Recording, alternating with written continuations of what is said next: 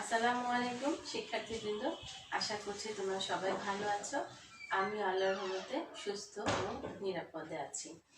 আমরা গত ক্লাসে পড়েছিলাম কার্ল মার্কসের যে তত্ত্বগুলো আছে সেগুলো শেষ করেছি। আজকে আমরা পড়ব ম্যাক্স ওয়েবার সম্পর্কে এবং ম্যাক্স ওয়েবারের যে তত্ত্বগুলো দিয়েছেন তার কয়েকটা তত্ত্ব আমরা আজকে পড়ব। এবং আমি বোর্ডে লিখে রেখেছি যে আমরা আজকে পড়ব ওনার সামাজিক ক্রিয়া, আদর্শ নমুনা এবং কর্তৃত্ব সম্পর্কে তার যে আলোচনা আছে সেগুলো সম্পর্কে। ম্যাক্স ওয়েবার উনি একজন জার্মান সমাজবিজ্ঞানী। উনি 1864 সালে জন্মগ্রহণ করেন এবং মৃত্যুবরণ করেন হচ্ছে কি 1920 সালে। এবং ওনার যে গুরুত্বপূর্ণ বইগুলো আছে তার মধ্যে the Protestant ethic and the spirit of capitalism, তারপর হচ্ছে economy and society, religion of India, এই বইগুলো মোটামুটি গুরুত্বপূর্ণ।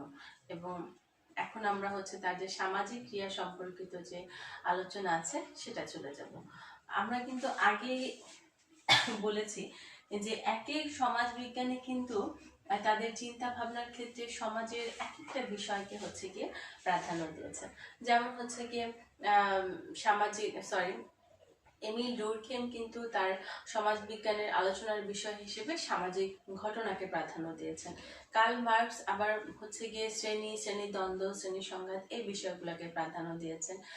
ঠিক একইভাবে ম্যাক্স ওয়েবার কিন্তু তার সমাজবিজ্ঞানের আলোচনায় যে বিষয়টাকে সবচেয়ে বেশি প্রাধান্য দিয়েছেন সেটা হচ্ছে সামাজিক ক্রিয়া। এবং তিনি বলেছেন সমাজ বিজ্ঞান হচ্ছে গিয়ে এই সামাজিক ক্রিয়ারই বিজ্ঞান। এবং এই বিষয়ে বলতে গিয়ে তিনি 3 ধরনের ক্রিয়ার কথা বলেছেন। তিনি বলেছেন যে মানুষের যে আচার আচরণ কাজকর্মগুলো আছে এগুলো আসলে 3 ধরনের হয়ে থাকে। এবং তিনি বলেছেন হচ্ছে গিয়ে প্রথমটার কথা উনি বলেছেন, যেটাকে উনি বলেছেন হচ্ছে গিয়ে যৌক্তিক ক্রিয়া। 2 নাম্বার যে বিষয় ক্রিয়ার কথা উনি বলছেন সেটা হচ্ছে ভাবগত ক্রিয়া। এবং 3 নাম্বারে উনি যে ধরনের ক্রিয়ার কথা বলেছেন সেটা হচ্ছে ঐতিহ্যগত ক্রিয়া। আচ্ছা, যৌক্তিক ক্রিয়া হচ্ছে সেই বিষয়গুলো যেগুলো মানুষ খুব চিন্তা ভাবনা বা হচ্ছে গিয়ে বুদ্ধিমত্তার সাথে যে কাজগুলো করে সেটাকে বলা হচ্ছে গিয়ে যৌক্তিক ক্রিয়া। অর্থাৎ যে কাজগুলো মানুষের মূল্যবোধের সাথে জড়িত থাকে সেটাকে উনি বলেছেন হচ্ছে গিয়ে যৌক্তিক ক্রিয়া। আবার ভাবগত ক্রিয়া হচ্ছে যে মানুষের যে ধরনের কাজ বা আচরণগুলো আবেগ দ্বারা পরিচালিত হয় সেটাকে উনি বলেছেন হচ্ছে গিয়ে ভাবগত ক্রিয়া।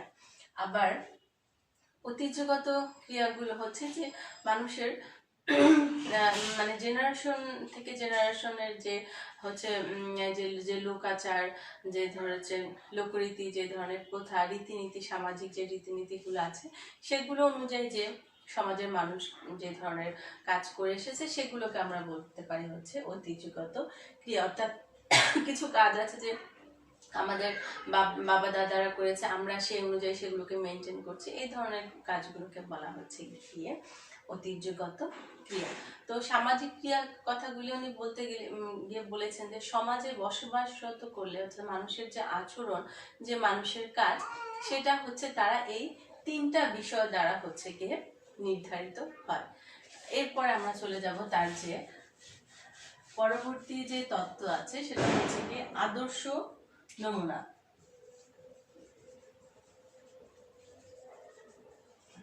বা যেটাকে ইংলিশে বলা হচ্ছে গিয়ে আইডিয়াল টাইপ। তো আইডিয়াল টাইপ বলতে উনি এটা হচ্ছে গিয়ে যদি আমরা খুব সহজ কথায় বলে নেই সেটা হচ্ছে একটা কাল্পনিক বিষয়। অর্থাৎ এটা একজন গবেষক যখন কাজ করবেন, কোনো বিষয় নিয়ে যখন চিন্তা করবেন, তখন তার একটা আদর্শ নমুনা সে হচ্ছে মনে মনে কল্পনা করে নেবে। তারপর সেটা হচ্ছে বাস্তবতার সাথে মিল সেটার খুঁজবে। এখন এটা হচ্ছে এটাকে বাস্তবে পাওয়া যাবে না, এটা হচ্ছে একজন গবেষক যখন বা বিজ্ঞানী যখন কাজ করবেন সেটা তার নিজের যে একটা মানসিক রূপরেখা তৈরি করে নিবে সেটাকে বলা হচ্ছে গিয়ে আদর্শ নমুনা। যেমন আমরা যদি একটা উদাহরণ দিয়ে বলতে চাই যে আদর্শ ছাত্র বলতে আসলে কি বোঝানো হয়? আদর্শ ছাত্র বলতে প্রথমেই কিন্তু একজন মানুষের মনে আসবে সে হচ্ছে পড়াশোনায় ভালো হবে, সে আচরণ ভালো হবে, সে তার কোনো খারাপ অভ্যাস থাকবে না, হচ্ছে শিক্ষকদের ভালো ভাবে শিক্ষকদের কথা ভালোভাবে শুনবে, তাদেরকে মর্যাদা দিবে, সে রেগুলার বিদ্যালয়ে যাবে, ক্লাসে তার পারফরমেন্স ভালো থাকবে। এগুলো হচ্ছে গিয়ে একটা আদর্শ ছাত্রের বৈশিষ্ট্য হতে পারে। এখন আমি যখন সেটা বাস্তবে খুঁজতে যাব, সেই আমি মনে মনে যে জিনিসগুলো ভেবে রেখেছি একজন আদর্শ ছাত্রর কথা বলতে গিয়ে, সেটার সাথে আমি হচ্ছে বাস্তবকে মিলিয়ে দেখবো যে আসলে আমি যে চিন্তা ভাবনাটা করেছি আদর্শ ছাত্র সম্পর্কে, সেটার সাথে আসলে ক্লাসের যাকে আমরা আদর্শ ছাত্র বলি তার সাথে কতটুকু মিল রয়েছে। এটাকে উনি বলেছেন হচ্ছে গিয়ে আদর্শ নমুনা। এবং তিনি যে আদর্শ নমুনার কথা বলেছেন, এটাকে যদি আমরা একটু বিশ্লেষণ করি তাহলে কিন্তু কতগুলো বৈশিষ্ট্য খুঁজে পাওয়া যায়। প্রথমে যেটা আমরা লিখতে পারি সেটা হচ্ছে, এটা হচ্ছে গিয়ে একটা মানসিক চিত্র, অর্থাৎ একজন গবেষক বা বিজ্ঞানী এটা হচ্ছে গিয়ে তার নিজে মনে মনে তৈরি করে নেবে, সেটাকে এটা বলা হচ্ছে এটা হচ্ছে একটা মানসিক রূপরেখা। 2 নাম্বার আমরা যেটা বলতে পারি যে এটা হচ্ছে যে নৈতিক আদর্শকে কিন্তু এটা হচ্ছে গিয়ে আলোচনা করে না। আদর্শ নমুনা মানেই হচ্ছে গিয়ে এটা হচ্ছে একটা মোরালিটির একটা বিষয়, সেরকম কিছু কিন্তু না।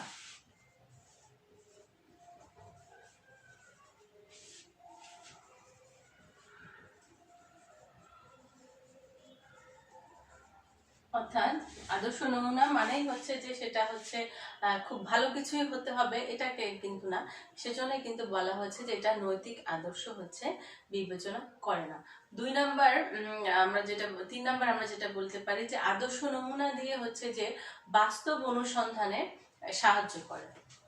আদর্শ নমুনা বাস্তব অনুসন্ধানে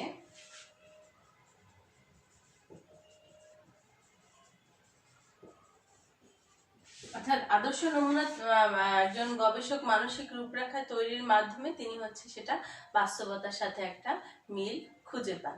এবং আরেকটা যেটা হচ্ছে আদর্শ নমুনা এটা কোনো স্থির বিষয় না, এটা স্থির বিষয় না, এটা একটা চলমান প্রক্রিয়া এবং পরিবর্তনশীল, এটি চলমান ও পরিবর্তনশীল।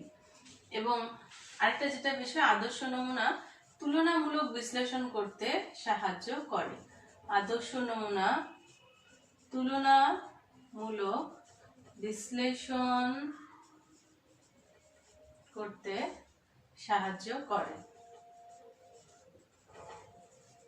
অর্থাৎ যে ঘটনা আমি বিশ্লেষণ করব বা যে বিষয়টা নিয়ে আমি কাজ করব, সেটা যেহেতু আমি একটা নিজের মানসিক রূপরেখায় তৈরি করে নিচ্ছি এবং সেটা গিয়ে আমি যখন বাস্তবের সাথে ফিল্ডে গিয়ে সেটার মিল খুঁজছি, সেই কারণে কিন্তু এটার একটা তুলনামূলক বিশ্লেষণ করতে সাহায্য করে। এরপর আমরা চলে যাব হচ্ছে তার যে তৃতীয় আমাদের আজকের যে তৃতীয় আলোচ্য বিষয়, সেটা হচ্ছে গিয়ে কর্তৃত্ব।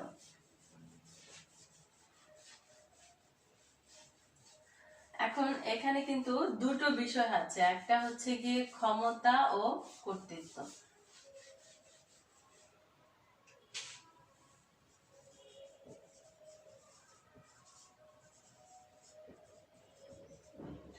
ক্ষমতা এবং কর্তৃত্ব এই দুইটা বিষয় কিন্তু এক না। ক্ষমতা বলতে বোঝানো হয় আসলে যখন তোমার কোনো সিদ্ধান্ত সেটা তুমি কারোর উপরে চাপিয়ে দিতে পারছো বা সেটা তুমি কাউকে পালনে বাধ্য করতে পারছো, সেটাকে বলা হয় হচ্ছে গিয়ে ক্ষমতা। অর্থাৎ সেটা হতে পারে হচ্ছে পাড়ার মাস্তানেরও কিন্তু অনেকে তাদের থেকে ভয় পেয়ে যে তাদের সিদ্ধান্ত মেনে না, এটাও কিন্তু ক্ষমতা। আবার হচ্ছে গিয়ে আমার একজন কলেজের প্রিন্সিপালের যে একজন ছাত্রের উপরে যে ধরনের নিয়ন্ত্রণ, সেটাও কিন্তু এক ধরনের ক্ষমতা। কিন্তু এই দুইটা ক্ষমতার ভেতরে পার্থক্য আছে। একজন পাড়ার মাস্তান সে যে ধরনের ক্ষমতা দেখাচ্ছে সেটাতে কিন্তু কর্তৃত্ব নেই, অর্থাৎ তার সেই ক্ষমতার কিন্তু লিগ্যালিটি নেই, বৈধতা নেই। কিন্তু একজন সরকারি ঊর্ধ্বতন কর্মকর্তা বা হচ্ছে কলেজের প্রিন্সিপালের যে ক্ষমতা, সেটাকে কিন্তু বলা হচ্ছে গিয়ে কর্তৃত্ব। তার কারণ হচ্ছে সেখানে হচ্ছে আইনগত বৈধতা রয়েছে। তাহলে আমরা কর্তৃত্বের ক্ষেত্রে যেটা গুরুত্বপূর্ণ বা যেটা আমরা বলবো যে কর্তৃত্বের হচ্ছে গিয়ে আইনগত বৈধতা রয়েছে, যেটা ক্ষমতার আইনগত বৈধতা নেই। যার কর্তৃত্ব আছে তার কিন্তু ক্ষমতাও আছে, কিন্তু যার ক্ষমতা আছে তার সবসময় কর্তৃত্বটা নাও থাকতে পারে। অর্থাৎ ক্ষমতা বৈধ অবৈধ দুই ধরনের হতে পারে, কিন্তু কর্তৃত্ব সেটা অবশ্যই বৈধ, যেটার কিনা আইনগত ভিত্তি বা যৌক্তিকতা আছে। এবং ম্যাক্স ওয়েবার কিন্তু 3 ধরনের কর্তৃত্বের কথা বলেছেন। 1 নাম্বার কর্তৃত্বের কথা উনি বলেছেন সেটা হচ্ছে যৌক্তিক কর্তৃত্ব, 2 নাম্বার হচ্ছে ঐতিহ্যগত কর্তৃত্ব, এবং 3 নাম্বার উনি বলেছেন হচ্ছে ঐন্দ্রজালিক কর্তৃত্ব। এবং যৌক্তিক কর্তৃত্বের কথা বলতে গিয়ে উনি বলেছেন অর্থাৎ যে কর্তৃত্বগুলো, যেমন আমি যেটা বললাম সরকারি যে ঊর্ধ্বতন কর্মকর্তাদের যে ধরনের হচ্ছে গিয়ে ক্ষমতা, সেটাকে আমরা বলবো হচ্ছে গিয়ে যৌক্তিক কর্তৃত্ব, অর্থাৎ যে কর্তৃত্বগুলোর আইনগত ভিত্তি আছে, এটাকে আমরা বলবো হচ্ছে গিয়ে যৌক্তিক কর্তৃত্ব। 2 নম্বর হচ্ছে গিয়ে ঐতিহ্যগত কর্তৃত্ব, অর্থাৎ যেই কর্তৃত্বগুলো হচ্ছে গিয়ে মানুষ বংশ পরম্পরায় পেয়ে থাকে, সেটাকে বলা হচ্ছে গিয়ে ঐতিহ্যগত কর্তৃত্ব। অর্থাৎ এখানে আমরা বলতে পারি উদাহরণ হিসেবে যে পীরের ছেলে পীর, হ্যাঁ, রাজার ছেলে রাজা, এই ধরনের কর্তৃত্বগুলোকে বলা হয় হচ্ছে গিয়ে ঐতিহ্যগত কর্তৃত্ব। আর ঐন্দ্রজালিক কর্তৃত্ব হচ্ছে যে ধরনের কর্তৃত্বগুলো ব্যক্তির কোনো সম্মোহিনী গুণাবলী বা হচ্ছে গিয়ে তার কোনো চারিত্রিক বৈশিষ্ট্যের প্রেক্ষিতে যে তার কর্তৃত্ব সবাই মেনে নিচ্ছে, এটাকে বলা হচ্ছে গিয়ে ঐন্দ্রজালিক কর্তৃত্ব। যেমন আমরা বলতে পারি আমাদের জাতির জনক বঙ্গবন্ধু শেখ মুজিবুর রহমানের যে ধরনের কর্তৃত্ব, এটাকে কিন্তু আমরা বলতে পারি হচ্ছে গিয়ে ঐন্দ্রজালিক কর্তৃত্ব। তো আজকের মতো আমরা এই 3টা বিষয় নিয়ে আলোচনা করব। তোমাদের সবাইকে আমাদের আগামী ক্লাস দেখার আমন্ত্রণ জানিয়ে আজকের মতো এখানেই শেষ করছি।